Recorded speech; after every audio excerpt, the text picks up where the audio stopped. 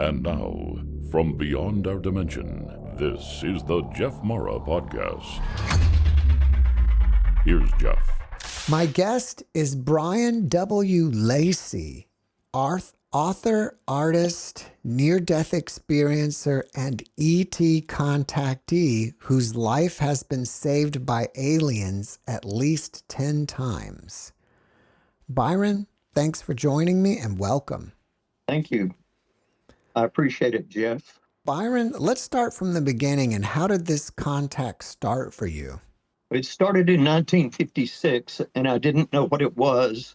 I was 6 years old, and we had just moved from El Paso, a little town outside of El Paso that was more of a community, to Seagoville, Texas.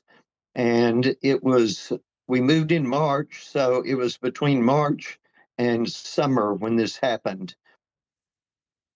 Mom would put me to bed every night, and it was the same routine each night. She would walk me into the bedroom, help me up into the bed. It was a very old bed from the early 1900s, iron, and it was higher up off of the floor than beds are now.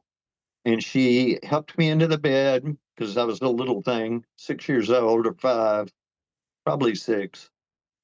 Yeah. And she tucked me in and she kissed my forehead and walked out of the room, and I watched her go. And then I turned around and there were 3 little men at the foot of my bed. And I was shocked. I could see them from about here up because of the mattress, and it was so tall. So they were about 3 to 4 feet tall. They had huge heads. And I just yelled for Mama because I was shocked real quick. I didn't know how they had gotten in my room, didn't know who they were or even what they were, really. And she came into the room and they were gone. So she told me I needed to go to sleep. She didn't mention anything about them. I told her the story about them. I told her what I'd seen. She didn't say it was a dream. It was my imagination. She just said, you need to go to sleep. And she tucked me in and left the room and turned out the light as she left. It sounds like to me you're describing little grays. Is that correct? Yes, but I didn't know what they were. The next night, the exact same thing happened. And when she got in the room, they were gone. She didn't say anything. And she tucked me in. And she asked me if I wanted the light in the hall on. And I said yes. So she left the light in the hall on. And I lay back down and went to sleep. The next night, which was the third night, and I've since then found they love 3s for some reason, and there were 3 of them. I called her into the room, and she came in, and they were gone.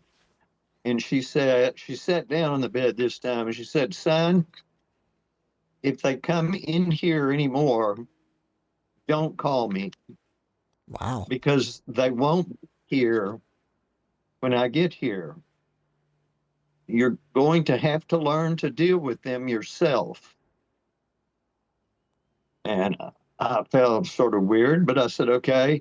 And she tucked me in and left. And as she walked out the door and flipped out the light, they were back.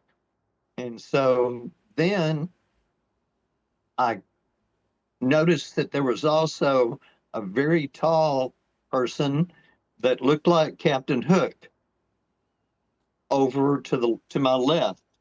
Mm-hmm. And he seemed to have a big pirate's hat on, more like a cartoon than a real person would have. And he had a vest on, but I couldn't really see his legs. And he started sort of dancing around the room, I thought. Now, I've heard that, I figured out that was a mantis creature, and they move oddly. But to me, he was dancing. So I couldn't move. and I could barely see my hands, and they weren't tied to anything. And the room started getting bigger, and the bed began, which was now, since the room had expanded, the bed was in the middle of the room, and it started rotating, and I still couldn't move.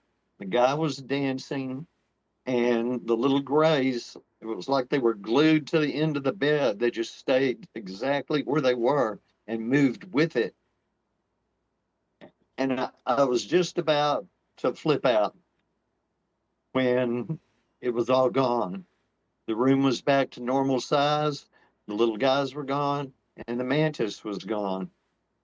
So I knew not to call my mother, and besides, they were already gone. And I pulled the pillow. I think I had two pillows. I pulled the pillow up on my head, and I pulled the blanket over my head, though they hadn't really frightened me or scared me or anything. And I just didn't want to ever see him again. That's the way I felt. 'Cause I had no other recourse. And I went to sleep, and I didn't see him again for a long, long time. I want to fast forward to your near death experience. Can you share that with us? My life was pretty miserable at that time. And I had made up this experiment. I've been meditating a lot, and I meditated to these CDs by a company named Zygon. And I was thinking that there had to be a place in the brain that you could get out of your body and be in the afterlife, for lack of a better word. So I would meditate, and I thought of myself as a necronaut. And I meditated every day. I did that anyway, but I was meditating for long periods of time, about an hour or two. And one day, this strange email came on my screen, on my emails, on my computer, and it was from some company that did um, horoscopes. And I had never subscribed to it or seen it, though I did know about horoscopes. I had been into them from time to time, but this one had a strange transit in it, which I have never had again. And for a while, I was looking up horoscopes a lot because the same transits come back around over and over again. And this transit said that I would be given the opportunity to die, or I might be given the opportunity to die. Well, I thought that was strange. A few days later, I was getting ready to go to bed and I was going to meditate before sleep. And this voice in my head said, "You were going to be given the opportunity to die." And I thought, no, that's a really strange thought. Although why I didn't snap with that was going in with what I wanted to do. That happened 3 times, 3 nights in a row. And the third night, I went into an extremely deep trance. I couldn't tell if I was breathing. I couldn't tell if my heart was beating. I couldn't tell if I had a body. And beside me, on my right side, beside me was this bright wall of light. I may get the sequence a little messed up. Before that happened, though,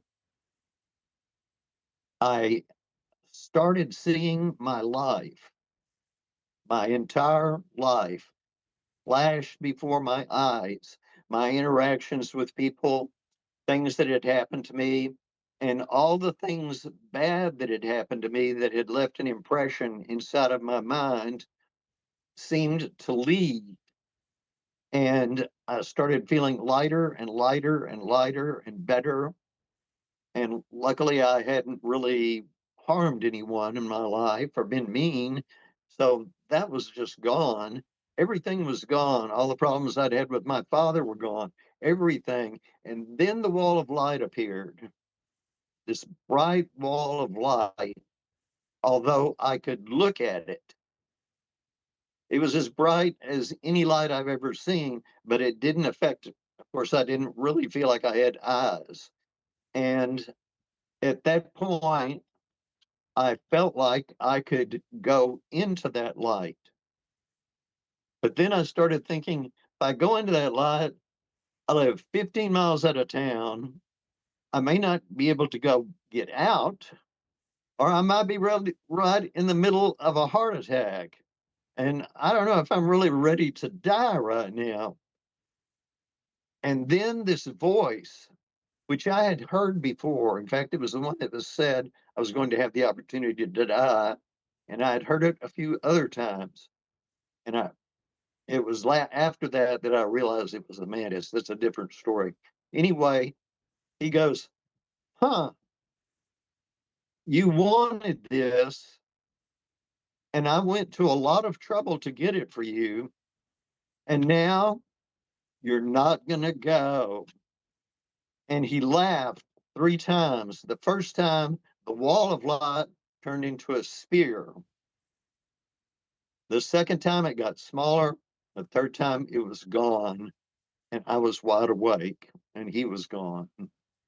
This mantis being appears to be keep entering your life over and over again. Would you say that that is the main contact being that has been overseeing or been with you throughout your life? Yes, he's watching out for me. You know, I'll jump ahead, but I was trying to find out why they were messing with me, and I had already seen him, but I can go back to that.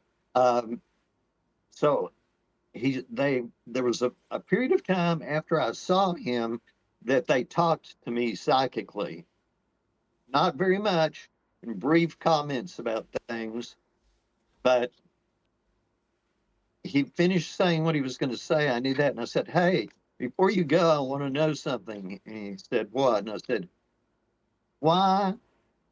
Because I thought about this a lot, and I thought, if they tell me why they saved my life, that'll tell me why they're doing this. I said, "Why did you save my life?" And he said, "We want you alive." And then he was gone. Now that didn't tell me anything. Of course they wanted me alive. And I thought, these guys are really slippery and clever. You sent me these pictures of markings on your body, which I believe are from ETs. One of the pictures that you sent me is of your right leg with 2 scoop marks. Can you tell us about that and what happened? There's actually 3, but one of them is on the other side. I didn't know what scoop marks were. And I met a man named Daryl Sims, who is called the Alien Hunter, and he lives in Houston, and he goes to festivals. He's well known. He was on TV for a season, and he investigates people's abductions. And I became friends with him, and he told me everything that I'm telling him by email, and when I met him in person, was what happens to abductees. He said I was the real meal deal. Anyway, he told us about scoop marks. And actually, a friend of mine, the one that told me that I was an abductee, he had told me about scoop marks too.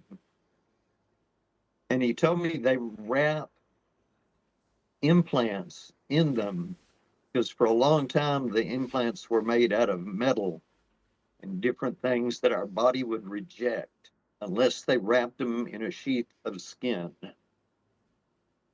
And after I'd been to one of his meetings, excuse me, I started looking for scoop marks because he talked about them. And then I found 3 of them on my leg. And I sent him pictures of them, and he said, "Yep, that's them. You have implants." And he said, "So," but I already knew they read my mind. I mean, there's no way they could save my life unless they were either knew my future or they were looking through my eyes. Actually, I'd say most of the time they saved my life. They knew it was going to happen. You also have a picture that you sent me of some kind of marking on your left calf. Uh, that's about a half-inch long. What is that? Dots, Right. but they make a square shape. Well, also, one of them was on my wrist. It had 21 punctures. They do something that causes a puncture, leaves a puncture mark. And I don't know what they do. And they've always done it to me while I was either asleep or they wiped out my memory and put me to sleep because they have never hurt me. I know they've hurt other people. You also sent me a picture of a triangle on your hand or wrist. Can you tell us Yeah. about that? Well, it's sort of an iconic mark that almost every abductee gets one sooner or later. And that's why I photographed it. That's why I put the circle around it. It fit inside of a quarter.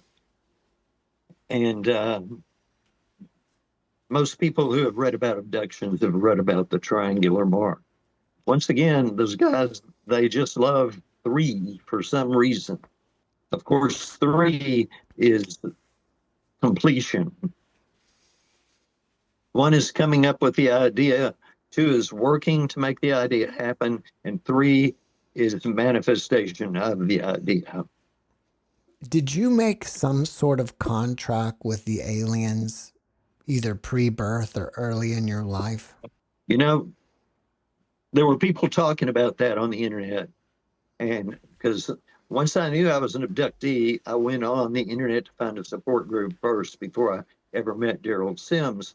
And somebody was talking about that, and they said, you can break that contract. So I meditated on that for several days, the contract. And then I just got it really intensely in my mind. And I said, I wanted to break the contract. And suddenly, floating in this void was a sphere made out of silver metal with a spear through it, stuck in it, coming out the other end with a point. And it was floating in the air. And I looked at it very closely and I could see that they were welded together. And then that disappeared. And I knew that they had just told me that I could not break my contract. Wow. Do you have any idea what your contract is? First off, everybody that's abducted, the first thing is, and even you, is to know that there are aliens, or to be pretty certain about it, or to believe it enough to look into it. You know how they did this experiment with rats, and they taught these rats to go through this most difficult maze. And once a rat finally made it through the maze, all of them did, all over the world. So, in a sense, us knowing about aliens is the beginning of the whole world knowing about aliens. Also, I was supposed to write a book and talk to people about it, like I'm talking to you and to the people that will watch this show. And I've helped people in person. And they showed me how to make music, so they wanted me making music, so I do that. And my music is very good for meditation. If you listen to it and force yourself to hear every sound, you will go into an altered state of consciousness. Where can people check out your music? On Spotify or YouTube? Spotify, anywhere that there's streaming music, they can find it and stream it or buy it. And, you know, some of the places you don't have to pay just to stream music. Of course, they've got commercials. In the beginning, I also mentioned that you are an artist. Are you a painter? Yes. Do you paint ETs and ships and stuff? I make paintings, I make sculptures, I make prints. I don't just do one thing. And I've done a lot of primitive art, American primitive art, but not like the ones you see in books. And I've done a few pictures of UFOs. Most of those I did photographically, but not of ETs. The background scenery, like I have one behind me. I don't know if you can see it from here, it's in the dark. That is a dragline being hoisted up in the air by a UFO, a saucer. I make those, but I run them through lots of filters, and I had put them all together in different ways and change it, take things out, put things in using an old Photoshop program. And I've done a few pictures of aliens, but they were cartoonish, but painted, like primitive artists do. If people want to go look at your art, do you have it on a website? Right now, my website is turned off. It's going to be back on in about a month, and it will have lots of art on it. If you look up my name, Byron Lacy, it should bring up some things and maybe some of my art and my music. And of course, like I said, Spotify and all that. And if you follow me on Facebook, occasionally I post some of my old art, although right now I'm really involved with the AI art. And if you look me up on the Mahdi Museum, which should be shown if you look up my name in pictures. And the Mahdi Museum has a lot of, it's no longer in existence, but its webpage is. It has a lot of paintings that I do on copper and aluminum. You want me to show you one? Sure. I bend the sheets of copper and I hammer them, and then I do different things with color and sand them. If people want to reach out to you and ask you questions, are you open to that? Yeah, you can give them my email. Okay. They can follow me in Facebook also. Are you under Byron Lacy or Byron W. Lacy? Byron Lacy, but there are actually 3 different pages, although I don't use the other 2. One of them's I can only get to through my computer.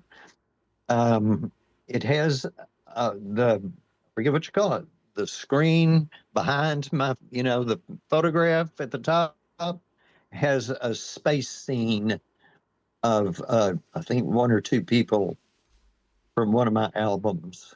Byron, your book is called Chosen Chronicles of an Alien Abductee. What is the main takeaway you want the reader to get from it? When I wrote that, I was trying to find out what some of these weird things that had happened to me were. Were they God? Were they angels? Were they accidental? What were they? So the first thing I started doing once I knew I was an abductee is I started writing everything that had happened to me that was weird. And that's what that book's made of. Like my life being saved and all those things. And some people will see things that have happened to them. They are the types of things that have happened to them. And I've been told that everybody that's read it has said it was a comforting and a wonderful experience. So I just wanted them to know they're not alone. Where can people go to find out more about your book? Amazon. All right. And they've got a paperback copy and an Audible copy. And they're exactly the same, except you don't have to read one of them. Byron, before we finish up, can you leave us with a last positive message? Keep trying, keep going. you're interested in UFOs, you're on the right track. They exist, and everybody's going to know. And right now, you're ahead of almost everybody. And be kind to people. If you've gone through negative things, they're going through negative things too. And there's a lot of people on Earth that are not kind, and they're totally missing. They're missing what they're supposed to be doing. They have failed, and they'll just have to come back and start all over again. You'll come back. We all come back. I've been on Earth 3 times, but those other times I went different places. A lot of people just come to Earth, and the people that are the meanest and the most power seeking, it's probably their first or second time here. Byron, thank you for your message, and thank you for being my guest. Thank you for having me on your show. Thanks for watching the JeffMara podcast. I really appreciate you. Another way to show support is through YouTube memberships. And if you do, there are loyalty badges and other perks depending on your level of membership. All you need to do is click the join button underneath the video to find out more. Thank you for your support.